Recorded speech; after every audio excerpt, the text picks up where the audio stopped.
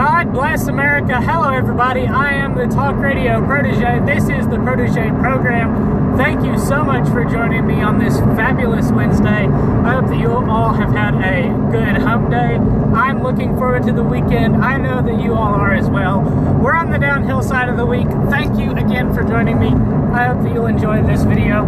We're going to talk about a few different things. I don't have a script again. I have been so busy this week in terms of my day job, but I thank you for sticking with me in this transition period. And as I work on where I want to go with the show, the channel, everything like that. So I want to begin by addressing the C word in the room. We're not going to read through this entire National Review article.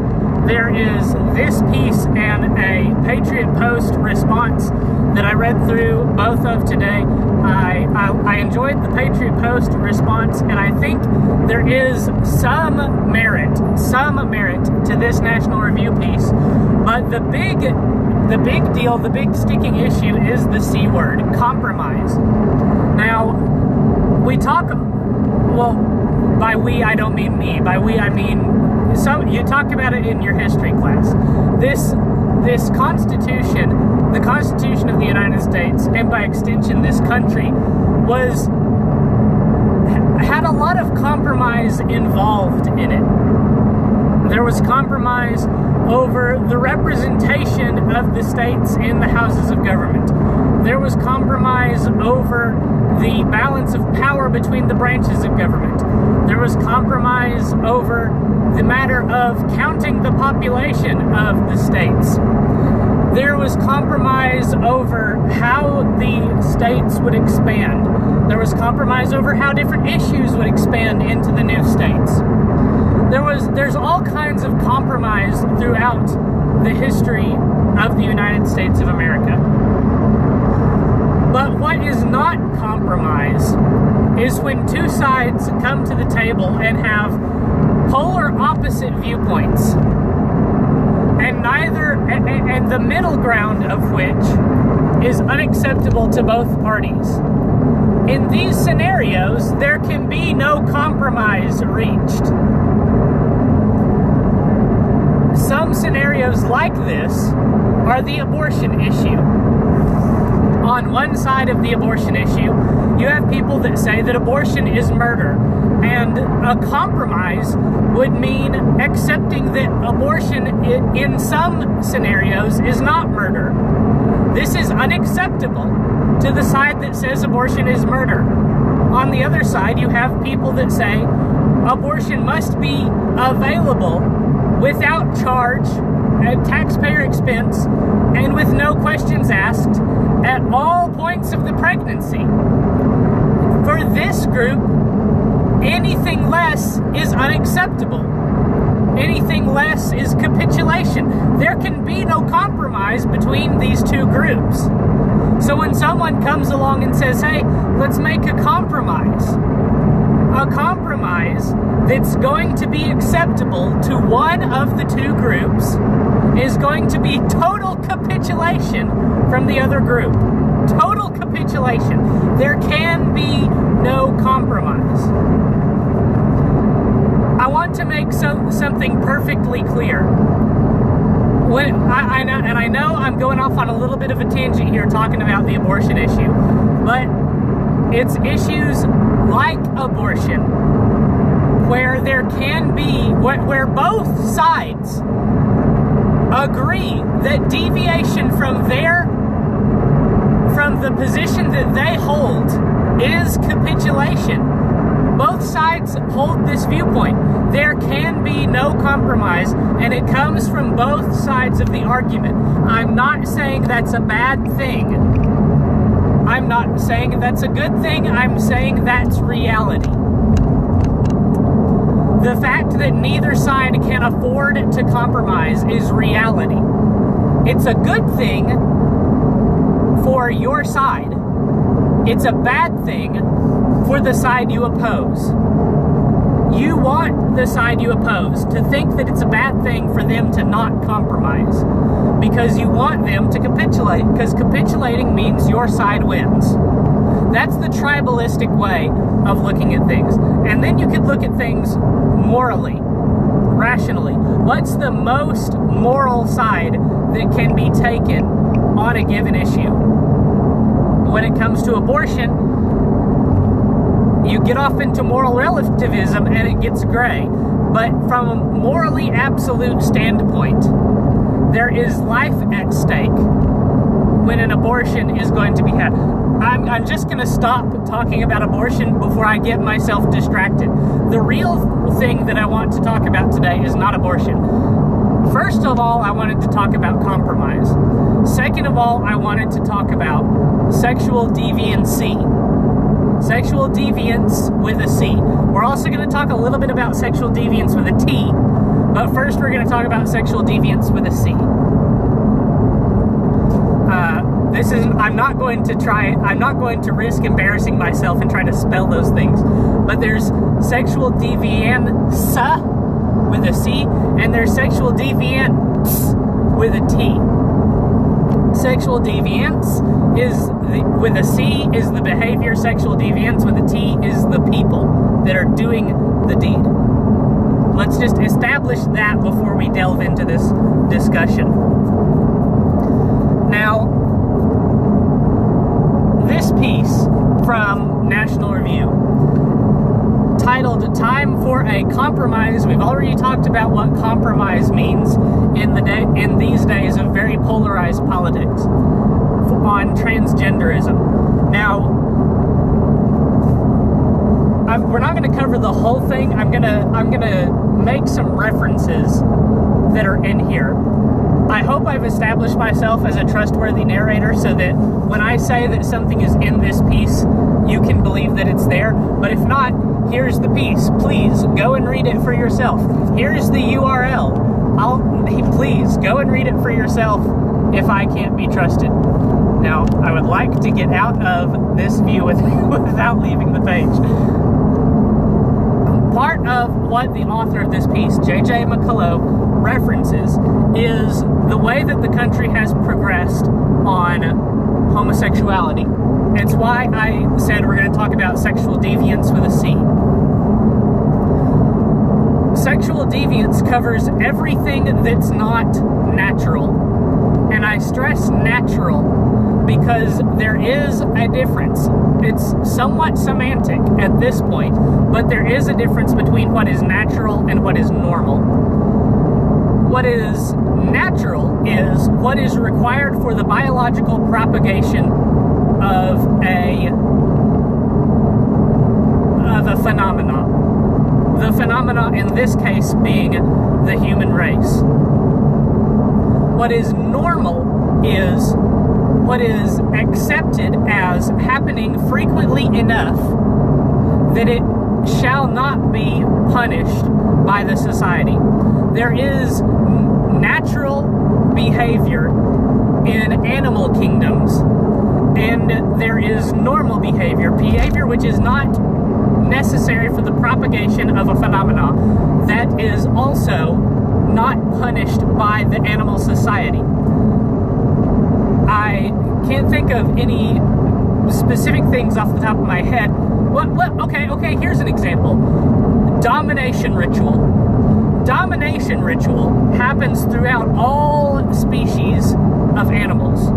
It happens in dogs. I can think specifically, female dogs will sodomize other female dogs to establish dominance. This is not a natural behavior, but it is a normal behavior. It is not a sexual activity, I shall stress. Just because dogs and female on female sodomy in dogs, just because it happens doesn't mean it's a sexual activity. It's a dominance activity. It's a female dog saying, I have a position in our social hierarchy over you. And it's a normal behavior. It's not a natural behavior, it's a normal behavior.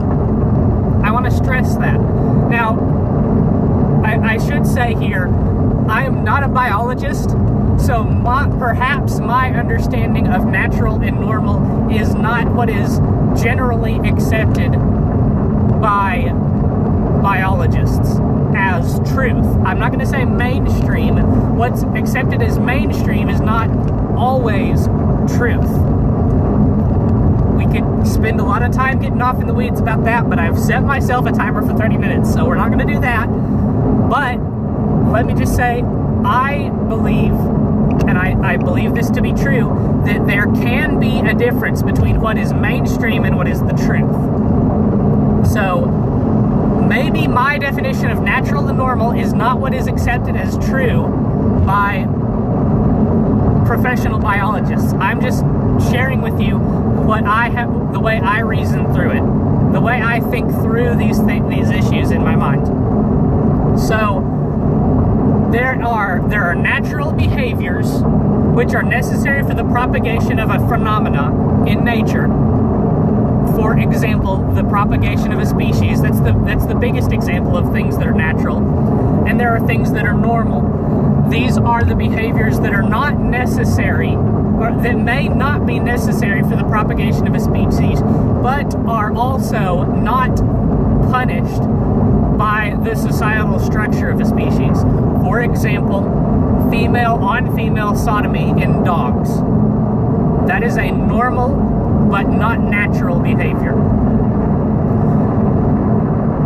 As far as that goes, homosexuality is a normal behavior in Western society at this point in time. It used to not be normal.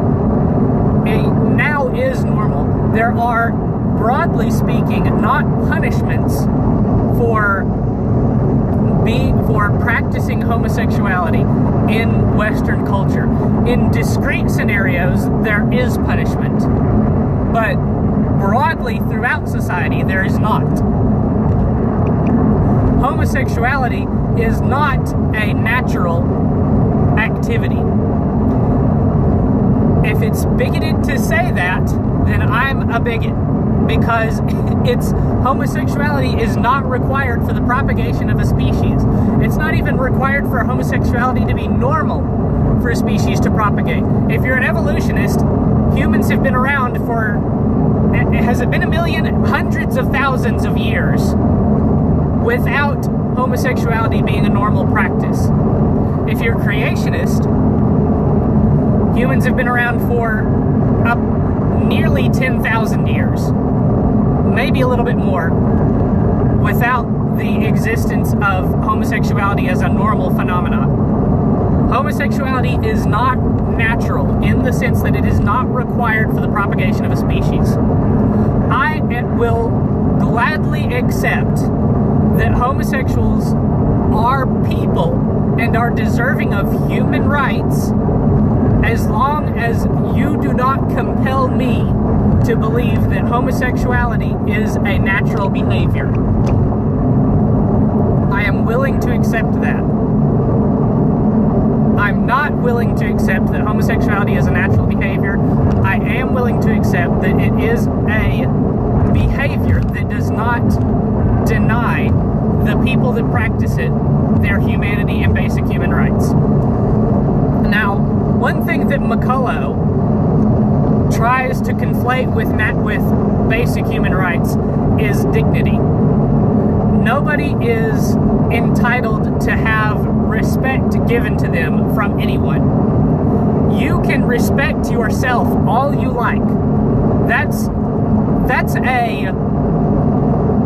is a good point of the body positivity movement, that you may respect yourself all you like.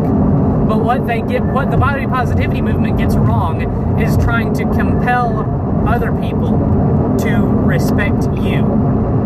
Trying to compel me to respect you, or trying to compel you to respect me. That's not acceptable. The progressive left is trying to make that acceptable. If I have anything to say about it, it's not going to become acceptable. Now, that's where where we are right now in terms of societal evolution. We're on the path, as McCullough observes, where the left is trying to push us down the path of accepting transgenderism broadly, transgenderism specifically, sexual deviance of the transgender type broadly as normal. We are not there yet, but that is what the progressive left wants us to get to. That would be the middle ground, is accepting that transgenderism is normal but not natural, and that you can't compel you can compel people to accept that transgenders and the gender non-conforming are humans and deserving of basic human rights.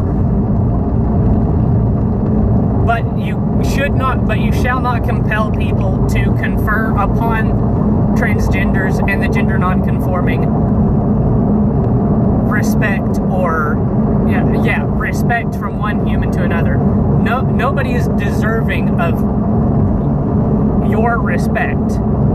You are the only person that should hold yourself in the esteem that you feel you are deserving of. Nobody else should be compelled to hold you to that respect. Just by virtue of existing. There are things that people can do that we ought to hold in high esteem, but existing is not a thing that should be held in high esteem. Existing is the baseline for humanity, for being deserving of human rights, is existence.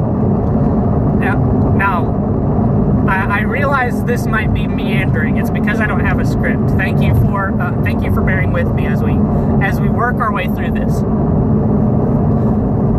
So, okay, to briefly let's briefly recap what we've talked about so far.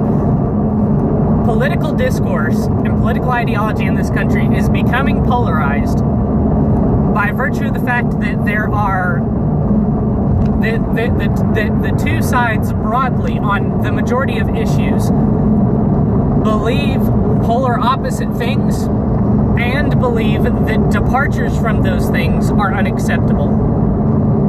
For example, I cited abortion.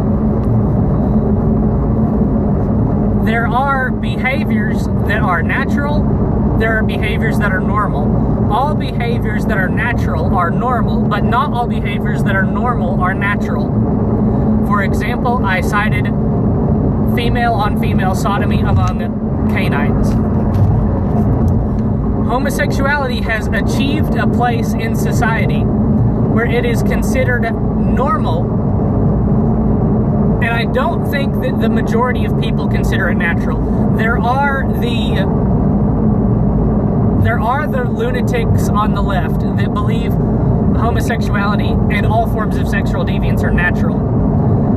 And there are people on the right, I guess you would call them the traditional right.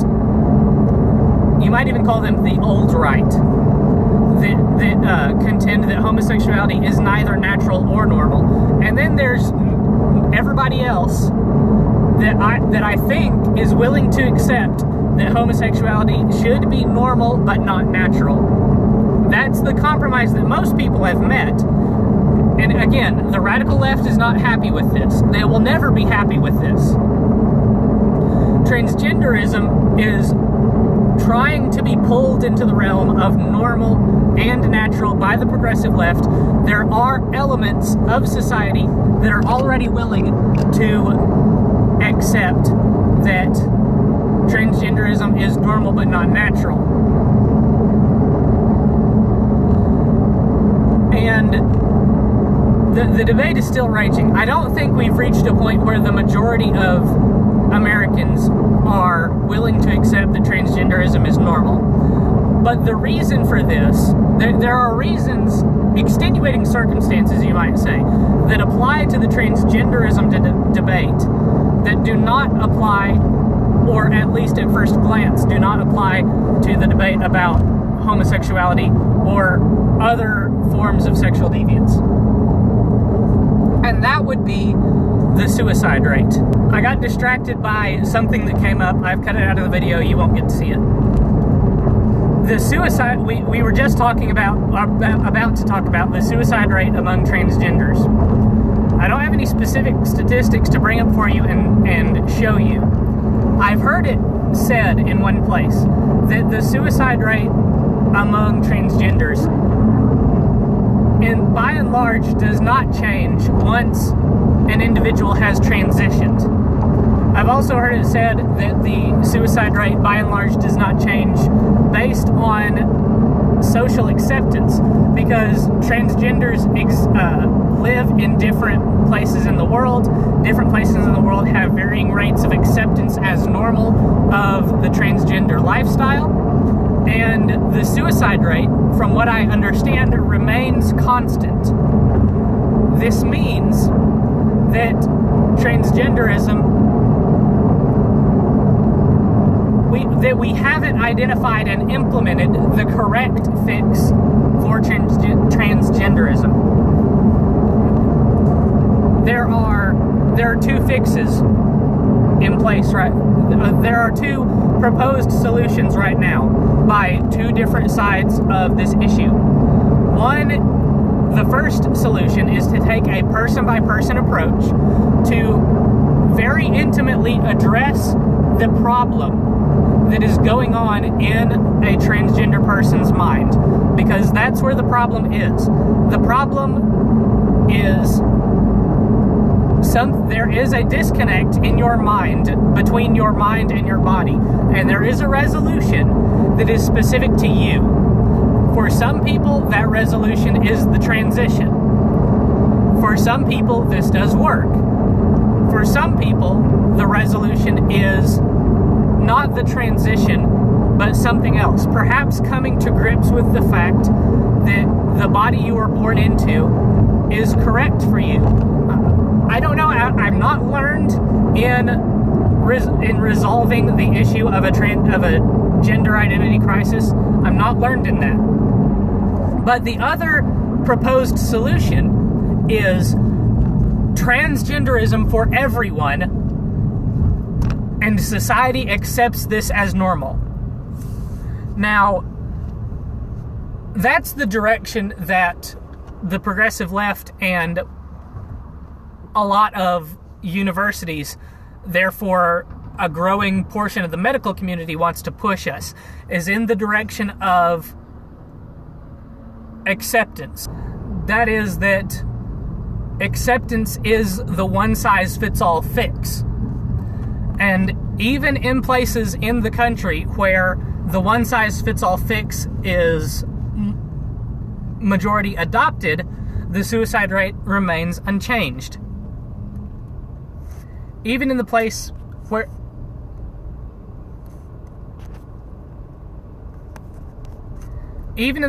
the one-size-fits-all fix remains adopted, the suicide rate remains at large unchanged. So, the question is acceptance of transgenderism, gender non-conformism, as normal going to solve the problem? Because it has to be accepted as natural and then normal in order for it to solve the problem. Or normal and then natural is the order that it goes in. So is accepting transgenderism and gender nonconformism as normal going to solve the problem? One size fits all solve the problem? If it is, and people in this society can be saved by pursuing that path, then perhaps it should be pursued. If it's not going to fix the problem, then it should not be pursued as the solution. And the reason that I say this is because if it is pursued as the solution and then turns out to not be the solution, then you know what the next step is going to be. The next step is going to be pushing transgenderism and gender nonconformism, because these two things go hand in hand. They are being conflated. Pursuing acceptance of those things as natural is going to be the next step, because this was a part of the push to accept homosexuality as normal, was that homosexuals were getting bullied and killing themselves. Therefore, we needed to accept the behavior as normal. The society as a majority has accepted the behavior as normal, and now the push is on, mostly by the way off in the fringes radical left, to accept it as natural. I would not be surprised if the vast majority of homosexuals are okay with the acceptance of their lifestyle as normal and not worthy of depriving them of human rights. But then you've got the fringe radical left that wants it to be accepted as natural.